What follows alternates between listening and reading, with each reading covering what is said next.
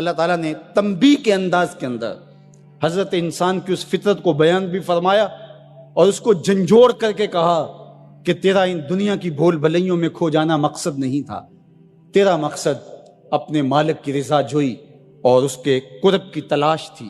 تو فرمایا بل توسرون الحیات الدنیا، تمہارا ترجیحی انداز کیا ہے کہ تم دنیا کی جیتی زندگی کو ترجیح دیتے ہو، والآخرۃ خیر وابقیٰ، حالانکہ آخرت بہتر بھی ہے اور آخرت دائمی بھی ہے، نہ ختم ہونے والی زندگی ہے آخرت، کبھی ختم نہیں ہوگی۔ یہ دنیا جتنی بھی ہو، ایک آدمی 100 سال بھی زندگی پائے تو پھر بھی تو موت ہی ہے۔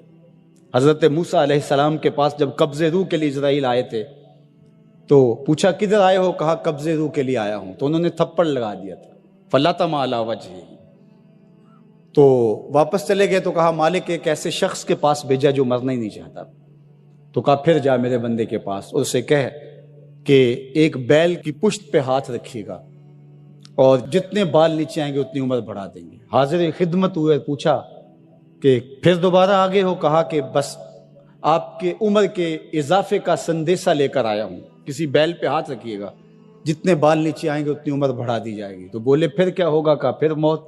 کہا اگر پھر بھی ہے تو ابھی روح قبض کر، 100 سال بھی جئیں گے تو پھر بھی موت ہے، موت ہے ہنگامہ آرا کلزم خاموش میں، ڈوب جاتے ہیں سفینے موج کیا ہوش میں۔ اگر کسی نے ہمیشہ رہنا ہوتا اس ظاہری زندگی میں تو انبیاء کو موت نہ آتی، لیکن یہ ضابطہ ان پر بھی پورا ہوا۔ شہنشاہ، کج کلا بادشاہ، بڑے بڑے حکامات، دانشور، صحت مند افراد بھی آغوش موت میں اتر گئے۔ میں اور آپ ہوتے کیا ہیں؟ ہم تو ایک ایسا جرثومہ جو خوردبین سے بھی پورا دکھائی نہیں دیتا، اس نے پوری دنیا کو ہلا کے رکھ دیا۔ انسان ذرا دیکھ تو ہے کیا، وما یعلم جنود ربک الا ھو، اللہ کے لشکروں کو تو جانتا ہی نہیں ہے کہ اس کے لشکر کیسے ہیں۔ وہ لنگڑے مچھر سے نمرود کے تکبر کو خاک میں ملانا جانتا ہے، وہ ابابیلوں سے ہاتھی مروانا جانتا ہے، وہ کرونا وائرس سے پوری دنیا کا نظام معطل کرنا جانتا ہے، اس کے لیے کوئی مشکل نہیں ہے۔ والآخرۃ خیر وابقیٰ، کہا آخرت بہتر بھی ہے، دائمی بھی ہے۔ زندگی تو گزر ہی جاتی ہے جیسے گزرے، اصل زندگی آخرت کی زندگی ہے۔ خندق کھودتے صحابہ پر پیار آیا تو یہی کہا اللہ زندگی وہی ہے جو آخرت کی زندگی ہے، میرے انصار کو بھی بخش دے، میرے مہاجروں کو بھی بخش دے۔ یہ زندگی اچھی بنا لیں، میں نہیں آپ کو روکتا، گھر بھی اچھا بنا لیں، گاڑی بھی آپ کے پاس اچھی ہونی چاہیے، اچھا کھائیں اچھا پہنیں، بالکل نہیں روکتا، شریعت بھی منع نہیں کرتی، لیکن یہ چیزیں اگر آخرت کے سودے پر ہوں، آخرت کو برباد کر کے حاصل کی جائے تو یہ خسارے کا سودا ہے۔ اور اگر آخرت کا کچھ نہیں بگڑتا اور دنیا کی زندگی بھی سنورتی ہے تو یہ راستے ملتے ہیں، ہمارا دین ہمیں راستہ دیتا ہے۔ تو آئیے یہ جہاں بھی سوار لیجئے، وہ جہاں بھی سوار لیجئے، میں اور آپ ایک ایک سانس اللہ کے لیے، اس کے رسول کے لیے بسر کریں۔ ہم جئیں تو اس کے لیے، ہم مرے تو اس کے لیے۔ اللہ ہم کو دنیا آخرت کی بلائیاں نصیب فرمائے۔ انسانی فطرت ہے کہ وہ بھاگتا ہے نفع کی طرف، اور دنیا کی زندگی اس کے لیے ایک میٹھا خواب ہے، حلم کہا گیا، میٹھا خواب، اور وہ بھول جاتا ہے کہ یہ سب کچھ ٹوٹ کے بکھر جانے والی چیزیں اور سب کچھ یہاں رہ جانے والا ہے۔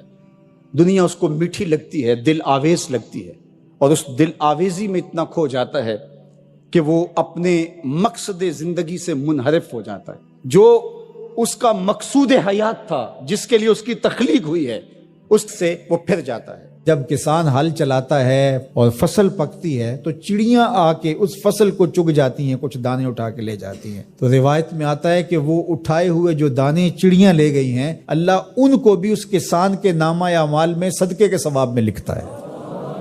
تو یہ دین ہے ہمارا۔ ما وعدہ فی امرا فیا صدقہ، جو تم کمائی بیوی کو لا کے دیتے ہو، اس کے منہ میں رکھتے ہو، برگر کھلاتے ہو، تو بیوی کو جا کے تم جو چیز کھلاتے ہو لا کے، اور اس سے وہ خوش ہوتی ہے اور تمہیں بھی اس سے مسرت ہوتی ہے، تو فرمایا کہ وہ جو تم نے کمائی کر کے لقمہ لا کے بیوی کے منہ میں دیا اور وہ خوش ہوئی، تو فرمایا تمہارا وہ بھی نامہ اعمال میں صدقے کے کھاتے میں لکھا جائے گا۔ تمہارا دین تو کتنا آسان دین ہے، تمہارا دین تو اتنا اچھا دین ہے۔ صرف یہ ہے کہ نیت کے فرق سے میں نے کہا چور اور چوکیدار بنتا ہے، اس نیت کے قبلے کو درست کرنا ہے، اس لیے اس کو ثلث دین کہا گیا ہے، انما الاعمال بالنیات۔ تو ہم اس کے لیے جیتے ہیں. میری زندگی کا مقصد تیرے دین کی سرفرازی، میں اسی لیے مسلمان، میں اسی لیے نمازی. بات ختم. ہم بس اسی کے لیے جی رہے ہیں.